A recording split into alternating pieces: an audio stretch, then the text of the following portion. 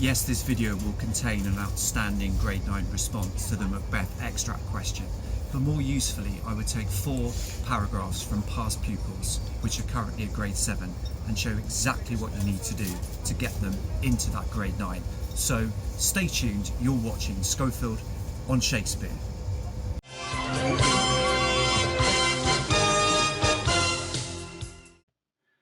In this video, we're going to explore this question.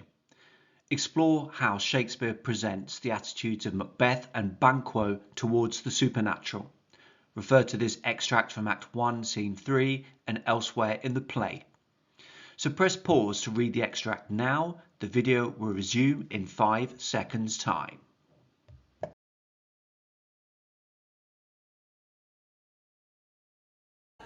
Time now for a paragraph from pupil 1. This pupil writes, "It is clear that Banquo is aware of the potential deceit and harm the supernatural can cause. Banquo warns Macbeth that the witches often win us to our harm. This phrase warns us that the witches can tell truths about small, or rather insignificant matters to gain trust, but then can lie about more important matters which could have grave consequences. Banquo's warning to Macbeth is clearly to no avail, as Macbeth gets deceived by the witches and eventually kills Duncan in Act 2, Scene 2. Banquo is worried that the supernatural will deceive them." So what do you make of this response? Discuss in class or independently? It's pause time.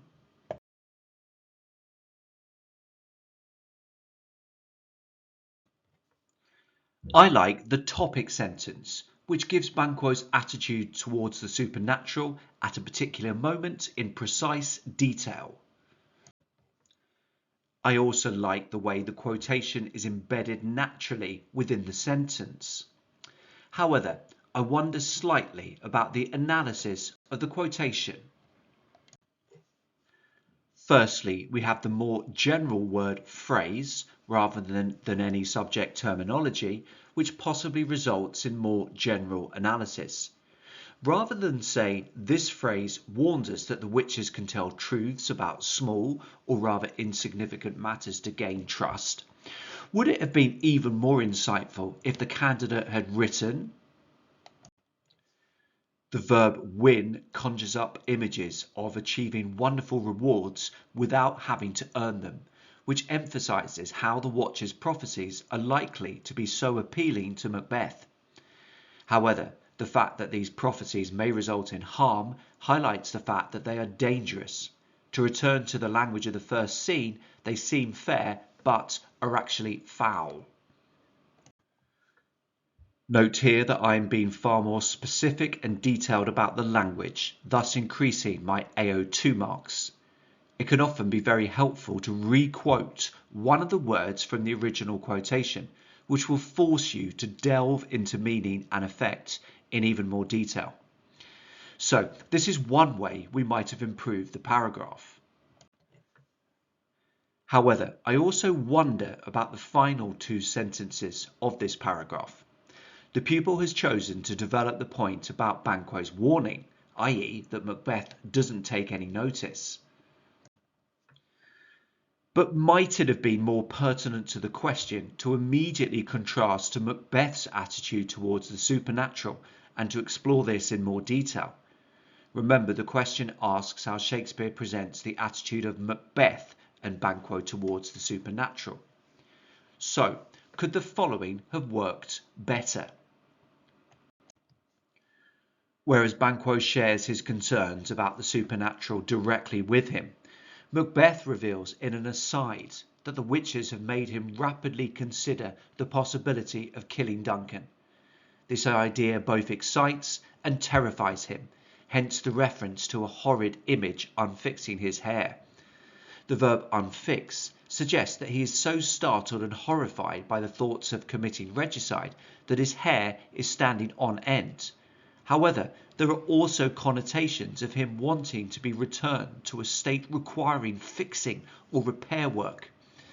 Thus, it is clear that Macbeth's implicit attitude towards the supernatural is that they are to be trusted, an attitude that he bitterly regrets towards the end of the play, when he refers to them as juggling fiends. Note the way that Macbeth and Banquo's attitudes are contrasted within the first sentence. I also go into plenty of imaginative detail when exploring the meaning and effect of the verb unfix, before ending my paragraph by returning sharply to the question.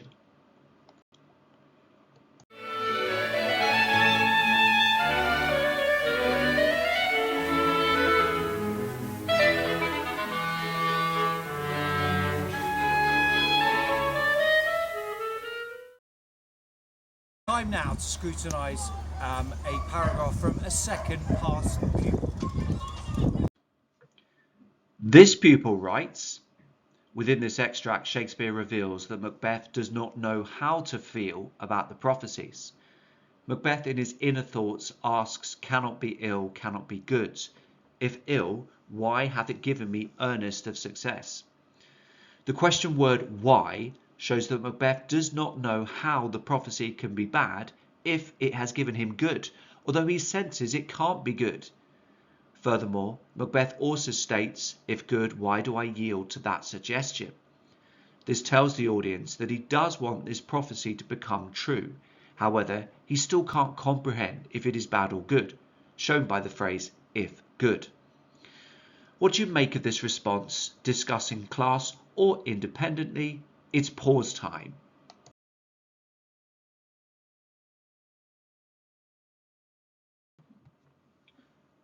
Once again, we have a reasonably focused topic sentence, although perhaps it could be phrased even more elegantly. I would prefer something like, within this extract, Shakespeare reveals that Macbeth is confused and conflicted by the witch's prophecies. The pupil then goes on to embed a quotation, but has it been embedded naturally? Surely something is missing here between asks and cannot. What is it that cannot be ill, cannot be good? I'm also not that keen on the length of the quotation, particularly putting a full stop halfway through. And so I would change to something like, Macbeth in his inner thoughts muses that this supernatural soliciting cannot be ill, cannot be good. This change, of course, means that we can no longer focus on the question word why. How might I explore this rejigged quotation in relation to the question? On the one hand, Macbeth is clearly aware that such positive predictions for his future, even if they come from weird-looking otherworldly creatures, cannot be a bad thing on a personal level.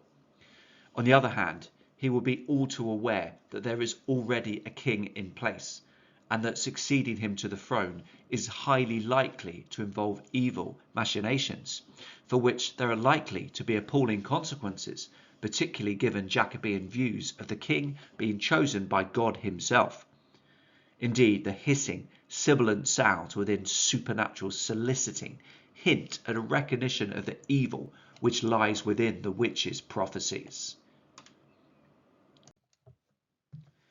Note that I explain why the prophecies can't be ill and can't be good in far more detail. Whereas of course Macbeth was able to become Thane of Glamis due to Final's death and Thane of Cawdor due to the latter's treachery, he knows all too well that Duncan is alive and well, and will have his own thoughts for who should succeed him, which he announces in the very next scene. He knows that foul, not fair play, is highly likely to be needed to make these prophecies come true. Note also how I interweave a brief reference to the context AO3. Of course, within Shakespeare's time, the thought of regicide would have been seen as even more evil due to a commonly held view that the king was God's anointed. And notice also how I take the opportunity to weave in some subject terminology by referencing the sibilance and exploring its effect. The hissing sounds reinforce the sense Macbeth already has of the witches leading him onto evil.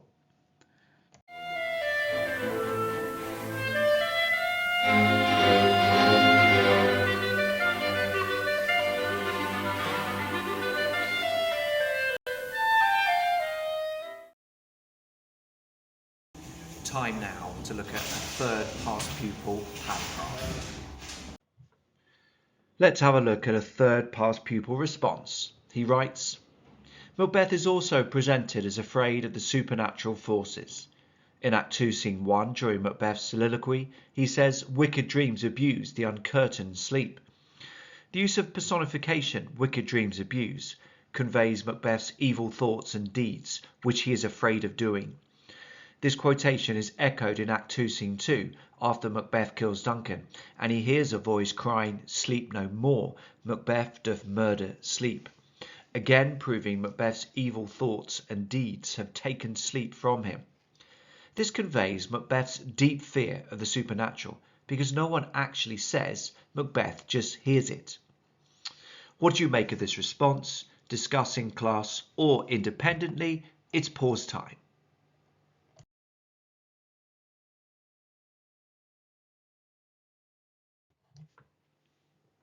There is a sharp focus on the question in the first sentence. I like the fact that the quotation is from elsewhere in the play and is probably a less obvious choice. I suspect that not many other candidates would have chosen it, and there is something to be said for showing the examiner that you can think for yourself, that you don't just regurgitate quotations supplied willy-nilly by your teacher. However, does the third sentence contain detailed analysis? Indeed, does it actually make clear sense? The use of personification, wicked dreams abuse, conveys Macbeth's evil thoughts and deeds which he is afraid of doing. I might have written something like this. At this point in the play, Macbeth is en route to Duncan's bedroom and imagines he can see blood on his dagger. In this quotation, we see Macbeth's imagination beginning to run wild. He pictures evil forces taking advantage of the darkness to plague the innocent sleeper. Note that wicked dreams are positioned as the subject of the clause. They are the ones in control. And this highlights the fact that at this point Macbeth has become all consumed by the supernatural. His attitude is that they have become all-powerful and ever-present within his imagination. This is not a man in control, but one whose mind seems to have been filled from the crown to the toe with evil spirits. Yes, you need to make sure that you analyse and answer the question rather than narrate the plot. However, at times, it is important to put the quotations into context, and this is something I do within the first sentence. Compare how specific my analysis is of the quotation compared to the original.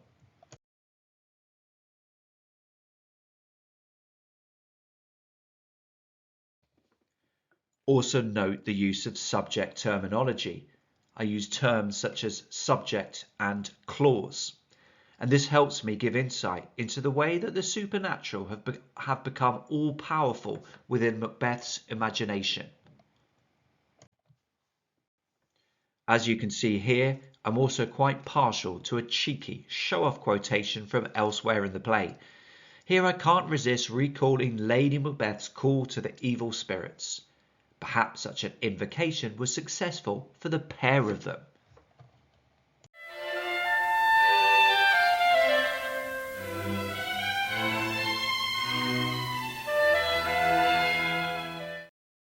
Time now to look at a paragraph from the fourth past pupil. By the way, come on, homeward hero, come on! This pupil wrote, the reaction from Macbeth and Banquo in Act 1, Scene 3 towards the witches shows just how much power they hold. This is shown when Macbeth says, "Speak, I charge you," towards the witches after he was told that he would become king. The verb charge shows that Macbeth is desperate for the witches to answer him, as he is almost forcing them to answer him through his strong use of vocabulary. Banquo's reaction to the witches in Act 1, Scene 3 is one of slight jealousy and curiosity, like Macbeth. Banquo demonstrates his jealousy and curiosity by saying that witches speak not to me. Banquo wants to know what will happen to him instead of everything being about Macbeth. Banquo also says, if you can look into the seeds of time and say which grain will grow and which will not, speak then home. Banquo is proving his desperation to find out whether he will end up becoming king or not. The reference to seeds represents how his future might flourish and flower, or it might not flower nor grow and just stay as it is or literally die. What do you make of this response? Discuss in class or think independently. It's pause time.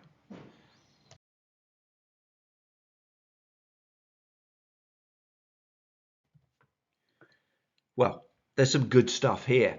It's focused on the question throughout, with comments about both Macbeth and Banquo's attitude towards the supernatural in the same paragraph. There's accurate use of subject terminology when referencing the verb charge and some analysis of language by exploring what this verb reveals about Macbeth's attitude towards the witches. I also really like the analysis of seeds of time and the exploration of this image. Might Banquo's future flourish and flower, or might it simply stagnate? However, I just wonder about this section here. Bearing in mind that time is limited in the exam, is this the strongest points and the most interesting quotation to explore to illustrate Macbeth's curiosity? Yes, I charge you, shows that he is keen to find out more about the witches, but is there that much else to say? And so I'd be tempted to do this.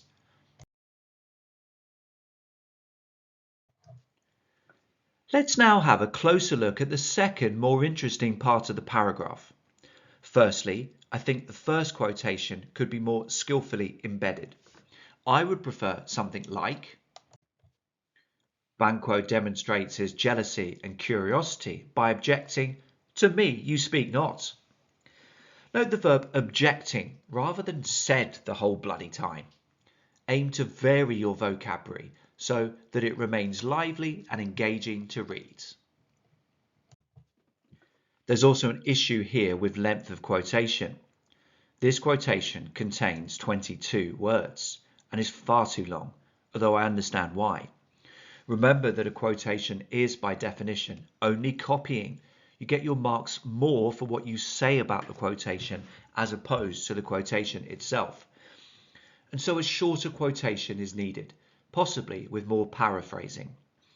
I would suggest something like this. Banquo also asks the witches to look into the seeds of time and say which grain will grow and which will not. Could the analysis be even more insightful, more elegantly phrased, and less repetitive? How about something like this? These words confirm that both Macbeth and Banquo are already beginning to believe that the witches can accurately foretell an exciting, positive future. Both seeds and grains are tiny natural items, which have the potential to grow and become far more impressive and complex. This imagery implies that at the moment of meeting the witches, Banquo may not be considering them instruments of darkness, but as omniscient creatures who may have insight into how the natural world, including human beings, will develop and evolve over time. Note the more specific insights. I don't just say that Macbeth and Banquo are beginning to trust the witches, but that they are beginning to believe that they can accurately foretell an exciting, positive future. Notice how I group seeds and grains together and define their capabilities before moving on to explore their effects.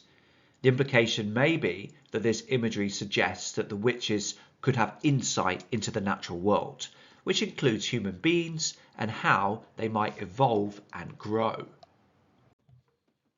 Notice also a delicious additional quotation, which once again indicates that I have an excellent overall understanding of the play. Banquo may later go on to warn Macbeth about the potential danger in trusting the witches, but this attitude only comes to the surface once they have flitted away into the air.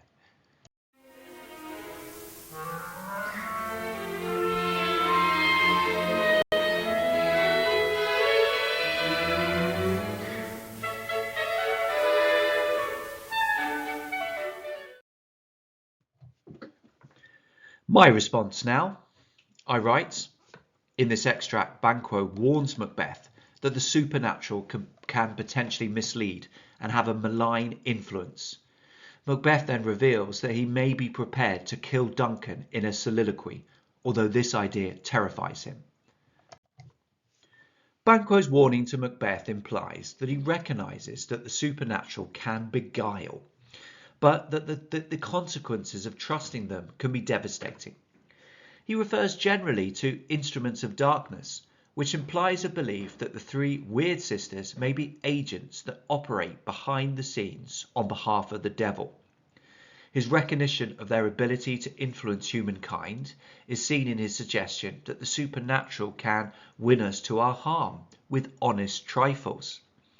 The fact that the verb win is used twice is significant. It highlights the attractiveness and potentially dazzling acclaim that could arise from their prophecies. However, his professed attitude is that wariness is essential when responding to the supernatural. He believes that they can use honest trifles, accurate small details, such as, for instance, correctly identifying Macbeth as the Thane of Glamis, in order to provoke dangerous, immoral disloyalty, which would have the most profound consequences. In many ways, his attitude corresponds to that held by King James I, who published a book on witchcraft entitled Demonology in 1597. They are genuinely dangerous, devious creatures who exist and must not be trusted at any cost. It is important to note that Macbeth has far more soliloquies in the play than Banquo, and so his attitude towards the supernatural is easier to gauge. Indeed, the only time we hear Banquo's inner thoughts is in Act 3, Scene 1, when he asks whether the witches might be his oracles as well and set him up in hope. Such a question implies that he too may want to view the witches as wise and accurate soothsayers, and that, if it benefits him personally, he may be prepared to overlook their associations with evil. This certainly seems to be the implicit attitude displayed in Macbeth's soliloquy in this extract, although it is notable just how frightened he is by the thoughts and ambitions that his encounter with the supernatural has generated. As well as his heart beating violently, my seated heart knock at my ribs, he has a terrifying sense that his single unified self is on the verge of being divided and split asunder. His thoughts of murder shake so my single state of man, which is unsurprising given that he is considering committing regicide, which in Shakespeare's time would have been seen by many as acting directly against God's representative on earth. In other words, the idea of trusting in the supernatural and acting to make sure their prophecies come true is rocking the foundations of his body and soul. Overall, Macbeth's soliloquy in this extract shows that his encounter with the witches has displaced his sense of reality. Nothing is but what is not. What he previously took for granted, loyalty to the king and Scotland, his own nobleness, has been replaced by fantastical, illusory images of murder, the crown, and ultimate power. Whilst the end of the play sees Macbeth damning the supernatural unequivocally as juggling fiends, he remains in thrall to them for the majority of the play, including in Act 2, Scene 1, as he makes his way to Duncan's bedroom. In his famous dagger soliloquy, he imagines witchcraft celebrating pale Hecate's offerings, and, withered murder towards his design, moves like a ghost. Rather than thinking calmly and rationally about the logistics, of murdering Duncan and escaping detection, Macbeth's heat-oppressed brain is conjuring up images of the supernatural packed together, paying homage to the goddess of witchcraft and her ritualistic gifts, which, if evidence from other scenes is accurate, may consist of pilots' thumbs, poisoned entrails, and the body parts of a snake. From being someone who can coolly and calmly unsee MacDonald from the nave to the chaps, Macbeth is now seemingly under a trance, hence the personification of withered murder moving purposefully yet hauntingly forward rather than himself. Having allowed the supernatural to enter into his heart and soul, he has become confused and overwhelmed by visions and ambitions. Overall, Macbeth's attitude towards the witches is multi-layered. On the one hand, he is excited by their apparent ability to predict the future and, later in the play, offer false reassurances about his future.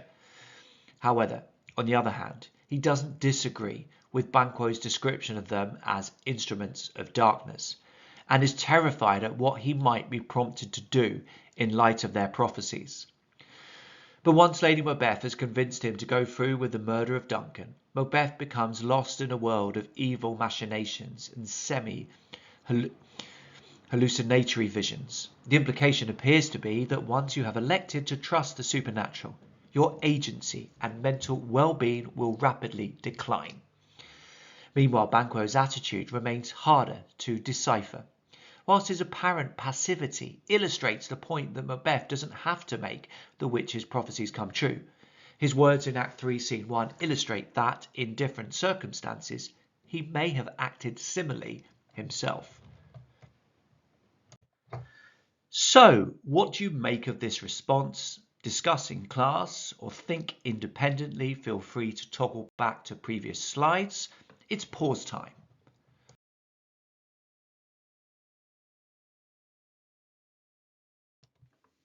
Some reflections on this model answer.